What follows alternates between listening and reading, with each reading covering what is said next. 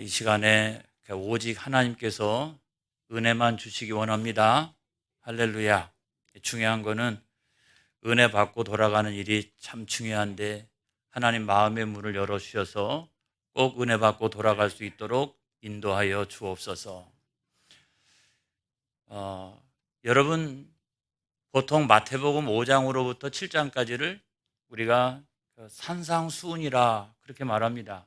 왜 산상수훈이라고 이야기하느냐? 예수님께서 산 위에서 말씀하셨다 이거예요. 저 밑으로는 갈릴리 호수가 보이고요. 또 산들바람이 불어오고 그 산 위에서 말씀을 가르치고 있으셨습니다. 그 산이 조금 전에 그 팔복에 대하여 말씀을 주셨으니까 아마 팔복산이 아닐까 싶은데 아무튼 산 위에서 말씀하셨다는 거예요. 그 말씀의 가장 중요한 핵심이 뭐냐? 그거는 하나님 나라의 윤리에 대한 것입니다. 그 산 밑에 있는 그 세상을 보면서 이 죄악 세상 가운데서 하나님의 백성은 어떻게 살아야 할까? 또는 어떤 가치관을 가지고 살아가야 할까? 또는 어떤 성경적인 윤리 또는 성경적인 그런 어떤 세계관을 가지고 살아가야 할까? 그거를 예수님께서 가르쳐 주신 거예요. 예수님은 짧은 생이었습니다마는 평생 당신이 가르치셨던 그 말씀 그대로 사셨습니다. 그 말씀을 한 주제로 정리한다면 그건 십자가의 삶이죠. 그 짧은 생이었지만 예수님은 십자가의 삶을 사셨어요. 자기 백성을 그 죄에서 구원할 자, 그 엄청난 그 사명을 끌어안고 다른 백성이 아닙니다, 여러분. 하나님께서 택하신 자기 백성, 그 자기 백성을 그 죄에서 구원하시기 위하여 십자가를 지신 줄로 믿습니다. 할렐루야. 그 길을 따라간다라고 하는 것은 결코 쉬운 일이 아니에요. 성경에 보면 많은 무리가 예수님의 말씀을 듣기 위해서 모였다 이렇게 말씀하고 있는데 특별히 예수님의 제자들이 나온지라 이렇게 말씀하고 있어요. 그건 뭐냐면 많은 사람들이 오늘도 예수님께서 어떤 말씀하시나 들어보자 그래서 왔지만 그 가운데 예수님의 제자들은 내가 예수님의 뒤를 따르겠습니다 라고 하는 마음과 그 결단을 가지고 그 많은 무리들 가운데 맨 앞자리에 그들이 앉아 있었다는 거예요. 결국 우리가 예수님의 뒤를 따른다라고 하는 것은 어려운 게 아니에요. 그건 매우 어려운 일입니다. 그 예수님은 지금 전도 집회를 하고 있는 게 아니에요. 아무것도 모르는 사람들한테 천국 복음에 대하여 그냥 말씀하시는 게 아닙니다. 어떤 의미에서 생각해 보면 제자 훈련을 하고 있는 거죠. 제자 훈련을. 그래서 많은 무리들이 모여있지만 초점은 당신의 제자들에게 집중적으로 지금 제자 훈련을 시키고 있는 거예요.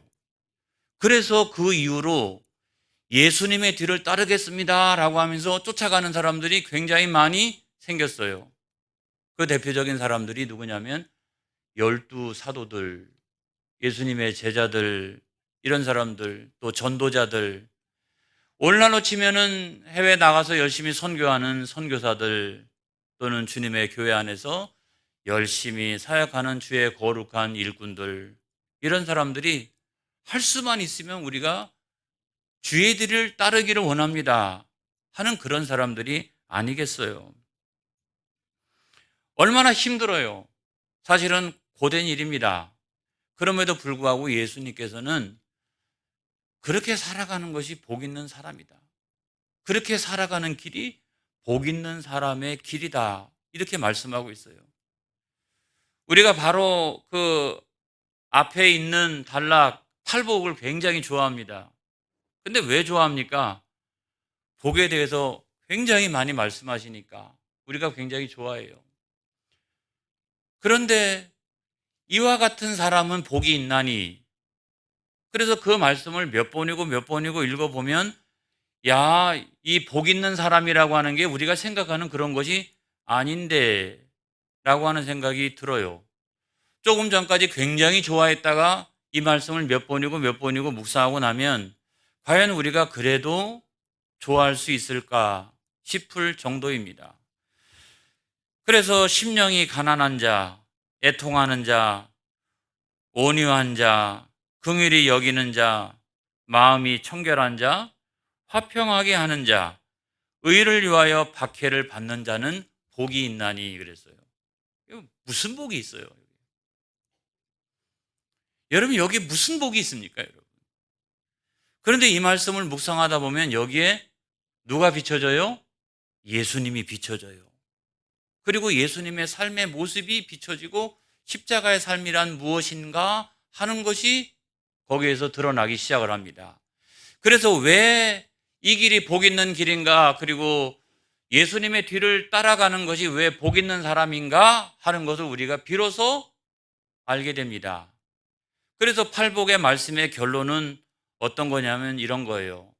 천국이 그들의 것이며, 천국이 그런 사람들의 것이며, 하늘에서 큰 상을 받게 될 것이라고 성경은 우리에게 말씀해 주고 있어요. 여러분, 제가 지난번 107회 그 총회 때에 총회 주제를 이제 설명하신 분이 누구냐면 연세대학교 정미연 교수님인데, 그분이 이제 그 우리나라 여러 선교사들 가운데 올리버 할 에비슨 선교사에 대해서 이야기를 했습니다. 그 사람이 누구냐면 구한말 때부터 시작해서 일제시대 당시에 우리나라에 와서 활동하던 캐나다 의료 선교사 3명 가운데 한 사람이었어요. 로버트 그리어슨이라는 사람. 그 다음에 스탠리 H. 마틴이라고 하는 사람도 있고, 이런 사람들이 우리나라에 들어와서 의료 선교사로 활동을 했습니다. 근데 마침 1919년 3월 1일 날 3.1 운동이 터졌습니다. 그때 엄청나게 많은 사람들이 부상을 당했는데 길거리에 나가가지고 그 부상자들을 다 치유하고 총독부를 상대로 해가지고 막 항의를 하고, 그리고 전 세계의 일제의 만행에 대하여 전 세계에 알렸던 사람들이 이 3사람의 캐나다 의료 선교사들이었습니다. 작년인가요? 9월 달에 우리나라 9월의 독립운동가로 이 3사람이 선정된 바가 있었습니다. 그는 얼마 후에 그 우리가 지금 잘 알고 있는 세브란스 그 병원의 원장도 했고, 연희 전문, 그러니까 연세대학교죠, 연세대학교의 그 교장, 학장도 지냈습니다. 그래서 1935년도 12월 달에 다시 본국으로 돌아갔는데, 돌아가서도 우리나라를 위하여 기도를 멈추지 않았습니다. 그래서 1942년도부터 1945년 그 사이에 우리나라 대한민국 임시정부가 세계에서 인정을 받지 못하고 있잖아요. 그러니까 우리나라 임시정부가 전 세계에 공인을 받을 수 있도록 엄청나게 열심히 노력한 사람이 누구냐면 이 에비슨이라고 하는 그런 선교사입니다. 그래서 1952년도에 우리나라 건국군장 독립장을 추서받기도 한 사람이었어요. 근데 이 사람이 원래 영국 사람입니다. 요크셔에서 그 방직 공장의 책임자로, 노동자로 일하고 있는 그 아버지 밑에서 태어난 사람인데요. 6살 때에 그 캐나다로 이민을 왔습니다. 어려서부터 이민자 생활을 한 거예요. 넉넉하지 못한 생활 때문에 많은 어려움이 있어서 초등학교를 제대로 다니지 못했어요. 초등학교를 중간에 그냥 관두고 나중에 다시 돈을 벌어서 이 초등학교에 재입학해서 다시 다닌 사람이에요. 그만큼 가정 형편이 어려웠어요. 중학교, 고등학교를 나오고 난 다음에 취직을 했는데 약방에 취직을 한 거예요. 그래서 약방에서 열심히 그 일을 하다가 나중에는 이러지 말고 약사가 되어져야 되겠다 생각하고 토론토 대학의 약학대학에 입학을 합니다. 그러니까 머리는 있는 사람이죠. 그렇죠? 한 3년간 공부하다가 야, 이럴 바에야는 의사가 되는 게 낫겠다 싶어가지고 의과대학에 편입을 해가지고 거기에 맞춰서 나중에는 의사가 됩니다. 그리고 공부를 더 열심히 해가지고 이 토론토 대학의 의과대학의 교수가 됐어요. 그리고 그 토론토 시장의 주치의가 됩니다. 그러니까 얼마나 성공을 한 거예요. 이민자 아들로 태어나가지고 넉넉하지 못한 생활에서 학교도 제대로 못 다니고 그랬는데도 아무튼 머리는 좋아서 공부를 열심히 해서 나중에 가가지고 굉장한 성공을 했기 때문에 입지전적인 그런 인물이 된 거죠. 할렐루야. 여러분, 이 사람이 1892년도에 토론토 대학의 교수로 있었을 때 거기에 누가 방문을 하냐면 우리나라 선교사로 왔던 언더우드가 방문을 합니다. 한국 선교사였던 언더우드가. 그래서 막 한국에 대하여 막 소개를 하고 자기가 얼마나 열심히 복음을 전하고 있는지를 설명을 했는데 거기에 은혜를 받고 거기에 감동을 받아서 1892년도에 방문했는데 1893년도에 자기 아내와 3명의 아들을 다 데리고 캐나다를 출발해가지고 한국의 부산항에 입항을 합니다. 그러니까 받은 은혜 그대로, 감동 그대로 곧바로 결단을 내려가지고 자기 아내와 자녀들을 다 데리고 우리나라에 들어와서 그가 의사였으니까 또 대학의 교수였으니까 우리나라 최초의 서양식 의료기관인 제중원에 취직을 해서 거기서 의사로 이제 생활을 하기 시작을 했습니다. 제중원에서 의사로 이게 사역을 하고 있는데 보니까 관리들의 부패와 부정이 얼마나 심한지 알 수가 없어요. 그래서 미국에 있는 북장로교회에 연락을 해가지고 재정적인 지원과 이런 지원을 받아가지고 이 제중원을 어떻게 하면 현대적인 병원으로 이게 발전시킬까 해가지고 그것을 이양받아서 그 병원에서 사역을 하기 시작합니다.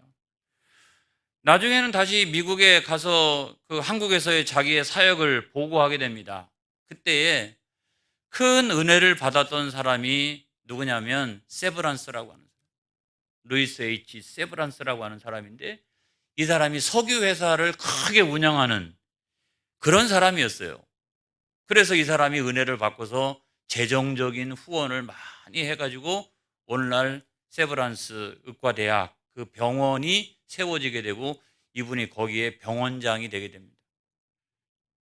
언더우드가 죽고 난 다음에 연희 전문의 교장으로 자기가 이제 들어가게 돼서 오늘날 연세대학교의 학장이 되죠.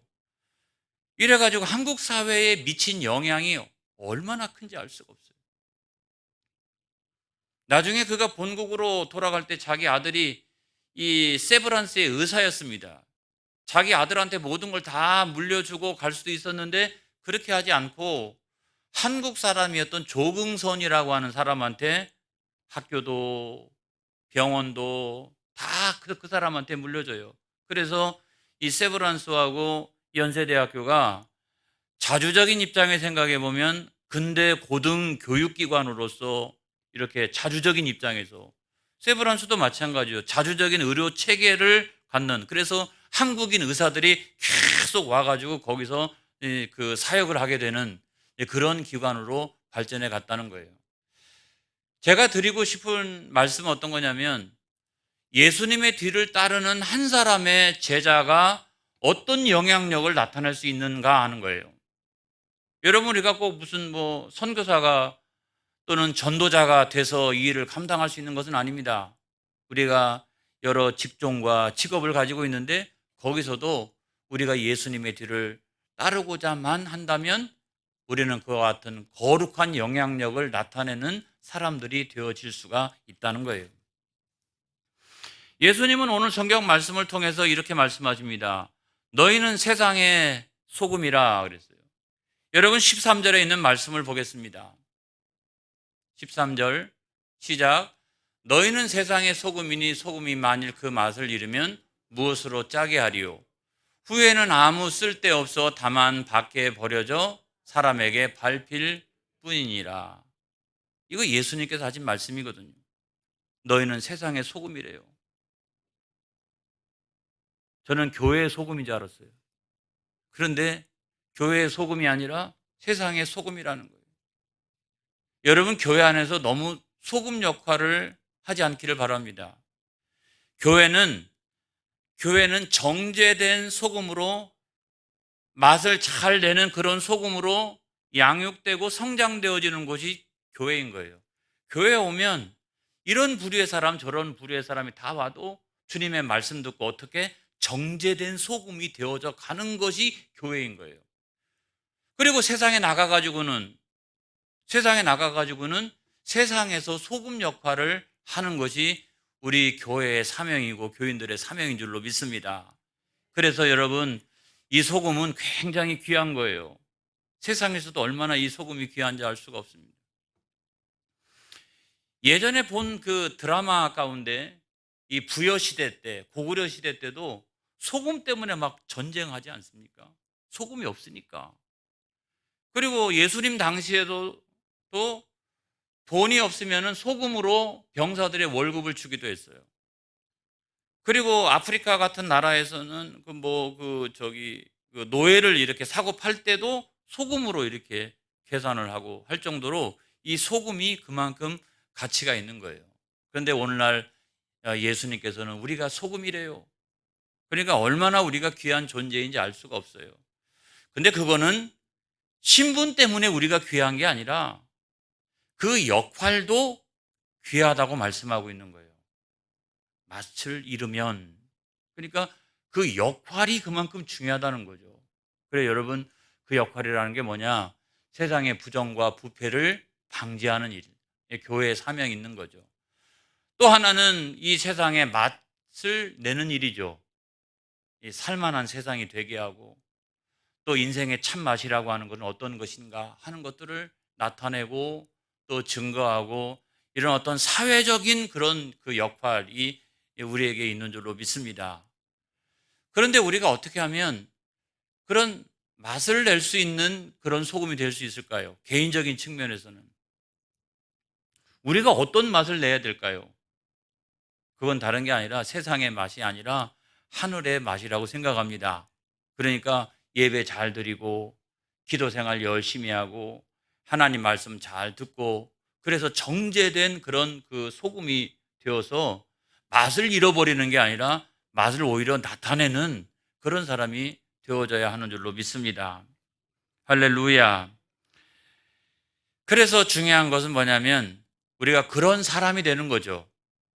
그리고 우리가 그런 교회가 되는 일이 중요하다고 생각합니다. 그리고 맨 마지막에 중요한 것은 녹아지는 거죠. 아까 에비슨 선교사님이 이야기를 했습니다마는 녹아지잖아요.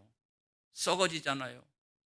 그리고 자기가 다 차지할 수도 있었고, 어떻게 해서 이룬 성공인데 그거 다 내려놓고 한국 민족을 위하여, 한국 교회를 위하여 자기가 썩어지고 녹아지는 그런 사람이 되지 않습니까?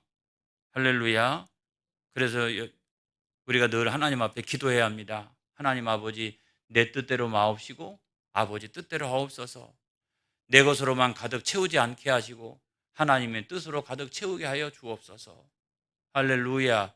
그래야 우리가 이 정죄된 그런 소금, 나가서 소금의 역할을 감당할 수가 있는 거죠. 두 번째로 예수님께서 하셨던 말씀은 너희는 세상의 빛이라 이렇게 말씀하셨어요. 14절과 15절에 있는 말씀을 보겠습니다. 시작. 너희는 세상의 빛이라. 산 위에 있는 동네가 숨겨지지 못할 것이요, 사람이 등불을 켜서 말 아래에 두지 아니하고 등경 위에 두나니 이러므로 집안 모든 사람에게 비치느니라. 세상의 빛이라. 죄악 가운데 있는 그 세상을 밝히는 그런 빛이 되어져야 된다. 어둠 가운데 있는 사람들한테 소망을 주는 그런 사람이 되어져야 한다. 이것도 사회적인 역할이죠. 근데 사회적인 역할을 잘 감당하려면 그 등불을 말 아래 두면 되겠어요? 등경 위에 높이 두어야 되고 기름이 가득하고, 그래서 환하게 세상을 밝힐 수 있는 그런 소망의 등불이 되기 위해서는 뭐가 필요하냐? 첫 번째로 보면 개인적으로는 우리가 예수로 충만해야 합니다. 우리는 본래 어둠이었습니다. 그런데 예수님을 믿고 난 다음에 예수님이 우리 안에 들어오셔서 우리가 세상을 밝히는 그런 사람이 된 거예요. 우리가 절대로 발광체가 아닙니다. 예수님이 발광체예요. 그래서 예수로 충만하면 어떻게? 그 사람의 빛이 드러나기 시작을 하고, 또 예수님과 전혀 상관없이 그렇게 살아가게 되면 어둠이 점점 깊어지기 시작하고, 두 번째로 보면 영적으로 분별력 있는 사람이 되어져야 합니다. 자, 그 어둠이 있잖아요. 어둠이 있는데 빛이 딱 생기면 어둠과 빛이 딱 이렇게 드러납니다. 밝은 쪽과 어두운 쪽이 명확하게 드러나요. 그런데 빛이 없으면 다 어두워요. 그것처럼 우리가 하나님 말씀을 가지고 영적인 분별력이 있어야 돼요. 내가 빛된 소망이 있는 그런 사람이 되어야 되겠다라고 했는데 내 스스로조차 영적인 분별력이 없으면 어떻게 해요? 그럼 다른 사람한테 그런 빛된 영향력을 나타낼 수가 없잖아요. 나도 뭐 헷갈리고 나도 그냥 어둠 가운데 지내고 있는데 어떻게 다른 사람한테 빛된 소망을 줄 수가 있겠어요? 그리고 맨 마지막으로는 착한 행실입니다. 여러분 16절의 말씀을 보겠습니다. 시작. 이같이 너희 빛이 사람 앞에 비치게 하여 그들로 너희 착한 행실을 보고 하늘에 계신 너희 아버지께 영광을 돌리게 하라. 할렐루야. 착한 행실인데 예수 믿는 사람은 믿을 수 있어. 예수 믿는 사람은 틀림없어. 예수 믿는 사람은 진실해. 그게 빛 아닙니까? 예수 믿는 사람은 똑같아. 그건 어둠이잖아요. 그래서 우리가 착한 행실을 통해서 하늘에 계신 우리 아버지께 영광을 올려드리는 저와 여러분이 되어지기를 축복합니다. 여러분, 시간이 오래 흘러서 우리는 다시 산 위에 있는 동네에 모였습니다. 우리 교회는 마침 언덕 위에 있는 교회예요. 산 위에 이렇게 있는 그런 동네와 같습니다. 오늘도 주님은 우리에게 말씀해 주세요. 야, 너희는 세상의 소금이야. 야, 너희는 세상의 빛이야. 어둠 가운데 살면 안 돼. 소금이 그 맛을 잃어버리면 절대로 안 돼.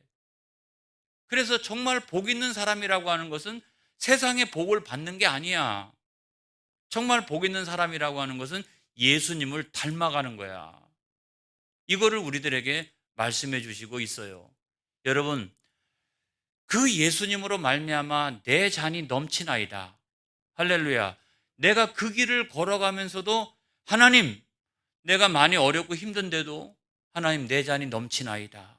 내 잔이 넘치나이다. 이런 삶을 살아나갈 수 있는 저와 여러분이 되어지기를 축복합니다. 마지막으로 여러분 책 가운데 내 잔이 넘치나이다 라고 하는 책이 있어요. 그 책이 있는데 거기에 보면 1952년도에 한국전쟁 중에 거제도 포로 소형소에서 만 26년 8개월 생애를 마치고 세상을 떠난 한 청년에 대한 이야기가 거기에 담겨져 있습니다. 세상에 26년 살았대요. 27년 정도 되는 거죠. 그리고 포로 소형소에서 비참하게 아무도 보는 사람이 없는 그곳에서 생을 마감합니다. 이 사람은 원래 그 1926년 1월 1일 날 평양에서 태어났습니다. 그리고 공부를 잘했는지 아무튼 연희 전문에 들어갔죠. 그리고 연희 전문에 들어가자마자 얼마 안 있다가 내가 목사가 돼야 되겠다라고 생각해서 1947년도에 해방되고 난 다음에 얼마 안 돼가지고 조선신학교에 입학을 합니다. 우리 한신대학의 전신이죠. 조선신학교에 입학을 했어요. 그래서 공부를 하고 있는데 세상에 1950년도에 한국전쟁이 터졌습니다. 공부를 막 하고 있는 중에. 그랬는데 고향이 이북이니까 인민군들한테 끌려가가지고 인민군으로 이렇게 복무를 하다가 나중에 탈출을 했는데 탈출을 해가지고 미군들한테 잡혔는데 하필이면 인민군으로 그동안 복무를 해왔으니까 거제도 포로 소용소에 끌려가요. 참 기구하지 않습니까? 어떻게 탈출을 했는데. 거기에 끌려가가지고 거기서 광야 교회라고 하는 교회를 세워가지고 미국인 의사를 옆에서 돕는 통역으로 일을 하면서 거기에 와 있는 포로들을 위하여 복음을 전하는 그런 일을 하게 됩니다. 나중에는요, 중공군 그 포로들한테 그들의 얼굴을 씻겨주고, 그 다음에 그 중국말로 되어져 있는 시편 23편, 이걸 가지고 계속 이렇게 말씀을 전하다가 나중에 거기서 뇌암에 걸려가지고 죽게 됩니다. 죽어가면서 맨 마지막에 했던 말이 이 기구한 운명 아니겠어요? 짧은 생애고 맨 마지막에 했던 말이 내 잔이 넘치나이다. 넘치기는 뭐가 넘쳐요? 그런데 맨 마지막에 했던 말이 내 잔이 넘치나이다. 이 짧은 생애 기구한 운명이었지만 예수님의 뒤를 따르는 이 생애에서 내 잔이 넘치나이다 라고 맨 마지막에 고백하고 그렇게 죽어갔다는 말입니다. 여러분 시편 23편의 맨 마지막에 보게 되면 이런 말씀이 있습니다. 시작. 내 평생의 선하심과 인자하심이 반드시 나를 따르리니 내가 여호와의 집에 영원히 살리로다. 여러분 주님의 보혈로 저와 여러분의 잔이 차고 넘치는 세상의 욕심과 이런 것으로 우리의 잔이 차고 넘칠 게 아니라 주님의 보혈로 차고 넘치는 저와 여러분이 되어지기를 축복합니다. 축복합니다. 기도하겠습니다.